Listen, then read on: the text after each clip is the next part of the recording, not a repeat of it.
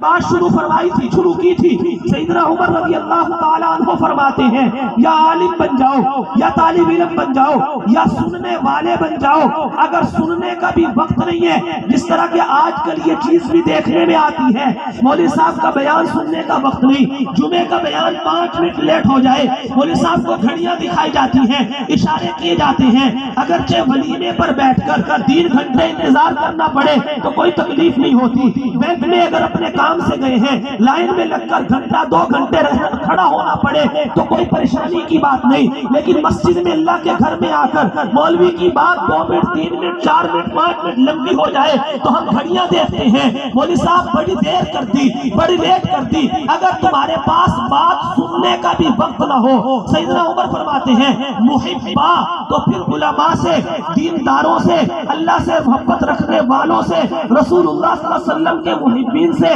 محبت رکھنے والے بن جاؤ تو تم بھی تب بھی تم نجات پا جاؤ گے۔ اور یاد رکھنا ولا تکن خامسہ، 5ویں کیٹیگری میں نہ آنا، 5ویں گروہ میں نہ آنا، 5ویں گروپ میں شامل نہ ہونا۔ وہ 5واں گروپ کون سا ہے؟ وہ دین سے بغض رکھنے والوں کا گروپ ہے، وہ دین والوں سے دشمنی اور نفرت اور عداوت رکھنے والوں کی جماعت ہے۔ تم 5ویں نہ بننا، دین سے اور دینداروں سے محبت کرنے والے بننا، نفرت عداوت بغض اور دشمنی کرنے والے نہ بننا، ورنہ کیا ہوگا فتحلک، تم لوگ ہلاک ہو جاؤ گے۔ مولانا احمد علی لاہوری علیہ الرحمہ رحمت واسعہ فرمایا کرتے تھے جو علماء کرام کا بدبو ہوتا ہے، علماء کرام کو جو برا کہتا ہے اور برا جانتا ہے، میں کہتا ہوں مرنے کے بعد اس کی قبر کھود کے دیکھو، حق تعالیٰ کی طرف سے اس کا چہرہ قبلے سے پھیر دیا جاتا ہے۔ لا تکن خامسہ، اگر محبت بھی نہیں ہے۔ اور میں آخری بات کر کے بات ختم کرتا ہوں، میرے استاد محترم حضرت مولانا نور محمد ہزاروی دامت برکاتہم العالیہ، استاد الحدیث ہیں جامع مفتاح العلوم سرگودا کے، انہوں نے ایک مرتبہ ایک حدیث سنائی، فرمانے لگے کہ روز قیامت ایک بندہ اللہ تعالیٰ اس کی بخشش کا فیصلہ فرمائیں گے، لیکن بخشش کے لیے کسی بہانے کی تلاش ہوگی۔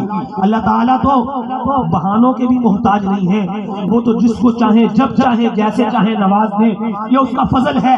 ذالک فضل اللہ یؤتیہ من یشاء، اللہ جس کو چاہے اپنے فضل سے نوازے۔ لیکن وہ کہنے والے نے کہا تھا رحمت حق بہانہ می جوید، بہانہ می جوید، اللہ تعالیٰ کی رحمت وہ مال و دولت نہیں دیکھتی، عمل اعمال نہیں دیکھتی، بلکہ اللہ کی رحمت تو بہانے تراشتی ہے، کوئی بہانہ ملے اللہ کی رحمت برس پڑتی ہے۔ فرمایا ایک بندے کی بخشش کا فیصلہ کیا جائے گا، لیکن اللہ تعالیٰ اس سے پوچھیں گے میرے بندے تو بتا میں تجھے بخشتا ہوں، لیکن تیرے پاس اپنی بخشش کے لیے کوئی عمل، کوئی سامان، نامہ اعمال میں کوئی چیز لے کے آیا ہے؟ وہ بندہ عرض کرے گا یا اللہ ساری زندگی دین سے بھی دور رہا، دین والوں سے بھی دور رہا، جس جگہ دین کی آواز لگتی تھی میں اس گلی میں بھی داخل نہیں ہوتا تھا، میرے پاس ایسا کوئی عمل نہیں جو آپ کی بارگاہ میں پیش کر سکوں۔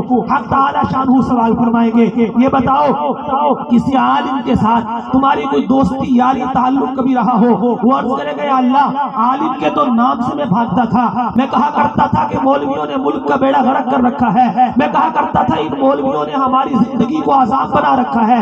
حق تعالیٰ پوچھیں گے اچھا یہ بتاؤ کبھی کسی مولوی کی مجلس میں بیٹھ کے اس کی گفتگو سنی ہو، اس کی بات سنی ہو تاکہ ہم تمہاری بخشش کا فیصلہ کریں؟ وہ بندہ عرض کرے گا یا اللہ ایسا موقع بھی کبھی نہیں آیا۔ حق تعالیٰ تیسرا سوال کریں گے یہ بتاؤ کبھی کسی عالم دین کے ساتھ مولویوں کی کسی مجلس میں، علماء کی کسی مجلس میں بیٹھ کر کے تم نے کھانا ان کے ساتھ کھایا ہو؟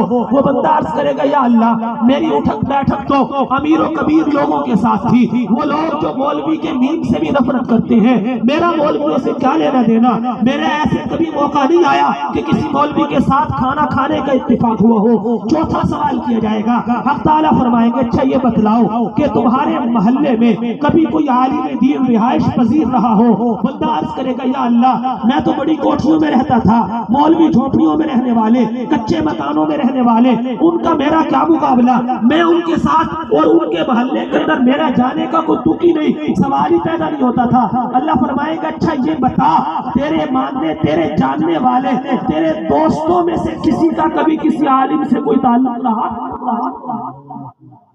محبت کی بات کر رہا ہوں، محبت کی کہ عالم بن جاؤ، طالب علم بن جاؤ، سننے والے بن جاؤ۔ اگر تینوں میں نہیں آ سکتے تو پھر چوتھا درجہ کیا ہے؟ محبت کرنے والے بن جاؤ۔ اس محبت پر میں یہ حدیث عرض کر رہا ہوں، پیش کر کے بات کو ختم کرنے جا رہا ہوں۔